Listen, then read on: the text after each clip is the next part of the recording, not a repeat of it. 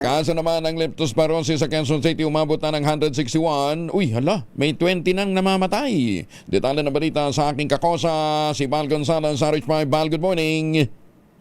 Kuya Angel, good morning. Pinapayuhan ng Quezon City Health Department ang mga residente ng Quezon City, particular na ang mga lumusong sa baha na magpunta sa mga health center o hospital kung nakakaramdam na ng mga sintomas ng leptospirosis. Ito'y dahil nakapagtala na ng 161 kaso ng leptospirosis ang Quezon City mula January 1 hanggang noong araw ng Huwebes, Agosto 13. Patay sa record ng Quezon City Epidemiology and Surveillance Division, nasa bilang na 20 katao nang namamatay dahil sa sakit na dulot ng bakteryang Leptospira na kadalasang nahahalo sa maruming tubig tulad ng baha. Sa bilang na ito, 119 o 74%. Ang edad 21 taon pataas na karamihan ay mga lalaki. Kabilang sa mga sintomas ng leptospirosis ay ang paninilaw ng balat, lagnat, pamumula ng mata, panginginig o chills.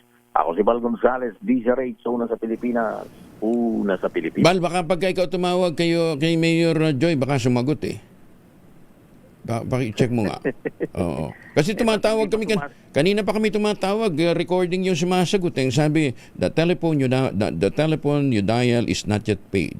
The telephone... Ay, baka naman siguro nagpapahinga pa, Kuya Angel, dahil masyadong napagod ang mayoro ng Quezon City nung nakalipas na linggo. Bakit? Dahil dun sa napakaraming mga binaha sa Quezon City, maraming mga tao sa evacuation center na kanyang dinalaw, Kuya Angel.